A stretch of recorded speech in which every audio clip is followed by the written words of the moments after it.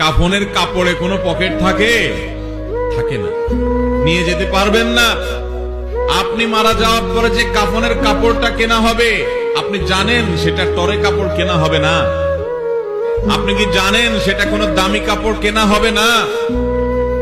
কাপড়ের মধ্যে সবচেয়ে সস্তা কাপড় দিয়ে আপনাকে কাফন দেওয়া হবে। কারণ যাদের জন্য এই সুদের কারবার করে টাকার পাহাড় গড়েছেন, সেই সন্তানরাই বলবে, এবং তাদের বলাটা অযৌক্তিক না, যে এখানে দামি কাপড় দিয়ে লাভ কি, মাটির সাথে মিশে যাবে, নষ্ট হয়ে যাবে, কে দেখবে?